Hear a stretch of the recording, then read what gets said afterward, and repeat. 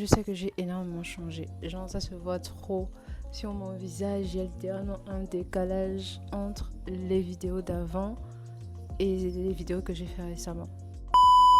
Welcome back! Donc, pour un retour comme il se doit, parce que je vous respecte, j'ai décidé de faire une FAQ. Désolée.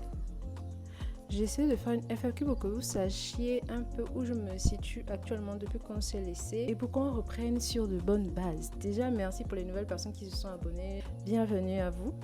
Moi, c'est Johnny Maker, créatrice de contenu santé mentale, lifestyle et art. Et ici, vous êtes sur ma chaîne YouTube. Déjà, on s'est laissé, j'avais 24 ans je pense, 23-24 ans, je venais de rentrer au Gabon. C'était même le jour où je rentrais au Gabon qu'on s'est laissé et après, il n'y a pas eu de suite et tout.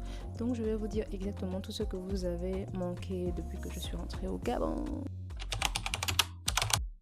Déjà récapitulatif pour la raison pour laquelle j'étais rentrée au Gabon. J'étais en Tunisie avec mes frères. À un moment donné, le climat est devenu anxiogène. Moi, je n'allais plus à l'école parce que justement, ça me créait des crises d'anxiété, etc. Et quand j'ai eu l'occasion de rentrer, je suis rentrée. Je suis rentrée, qu'est-ce que j'ai fait? J'ai essayé des études à l'UOB. Ça a été long, mais ça va être une story time par contre. Je ne vais pas vous spoiler.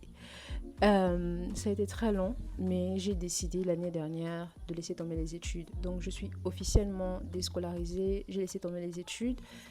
Voilà. Je n'ai absolument plus les mêmes objectifs de vie. Quand j'ai commencé ma chaîne YouTube et même quand j'ai commencé à créer du contenu, mon objectif était vraiment de devenir psychologue. Je voulais être psy. Dans ma tête, je devais être psy. Au fur et à mesure, j'ai compris que je voulais être psy seulement pour prendre soin des autres, pour guérir les autres, parce que je voyais qu'il y avait un manque dans ce secteur-là. Enfin, je trouve que toujours qu'il y a un petit manque dans ce secteur-là.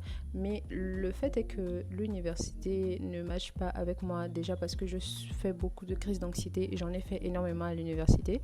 Et aussi parce que je me rends compte que mes objectifs sont en train de changer, plus j'évolue. Je suis passionnée par le digital et la psychologie, c'est plus... Je me suis rendu compte qu'en fait, c'est la santé mentale qui me passionne parce que je suis malade mentale et j'adore parler de santé mentale comme j'aime parler des traumas générationnels, comme j'aime parler du patriarcat, comme j'aime parler du capitalisme. Mais ça ne veut pas forcément dire que je dois être psychologue. Vous voyez un peu. Donc, j'ai décidé de laisser tomber ce rêve-là, de continuer à parler de santé mentale sur les réseaux parce que c'est très important, mais de me concentrer sur ce qui me passionne réellement. Professionnellement, actuellement, je suis community manager, je suis créatrice de contenu, je suis directrice artistique et je serai bientôt manager d'artistes. Incroyable à quel point le contraste est énorme. Genre, la personne que j'étais il y a 2-3 ans n'est littéralement pas la personne que je suis aujourd'hui. Et je suis tellement fière de moi, en fait, d'avoir pris le temps de me découvrir et de chercher qui je voulais réellement être. Parce que ça compte aussi et parce qu'on me pose la question tout le temps sur mes réseaux sociaux et que je reviens toujours dessus sur mes FAQ. Pour la première fois depuis que j'ai cette chaîne YouTube et que je fais des vidéos, je suis en couple. Je suis en couple avec la personne avec qui... je connais la personne depuis fin 2023 et on s'est mis en couple en février 2024. Et donc, depuis février 2024, on est en couple. Et voilà. Donc... c'est aussi pour cette raison que je ne vais plus forcément aborder des sujets très intimes, tout ce qui a trait au trauma, etc. Parce que j'ai quelqu'un dans ma vie, je suis en couple, je ne vais pas forcément exposer cette personne-là à certaines choses. Je ne sais pas comment expliquer, mais plus je grandis, plus je ne ressens pas forcément la nécessité de prendre un réseau social ou autre comme un journal intime. Si j'ai quelque chose qui me tracasse que je veux le partager avec les personnes qui m'entourent ou la personne avec qui je suis en couple. Mais ici, je veux vraiment sélectionner ce que je vous donne. Concernant mon état psychologique, j'ai fait énormément de rechutes, depuis que j'ai arrêté de bosser des vidéos. Mon trouble s'est beaucoup aggravé.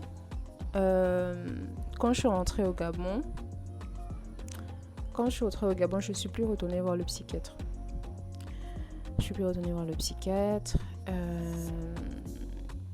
J'ai juste continué à prendre soin de moi comme j'avais l'habitude de prendre soin de moi.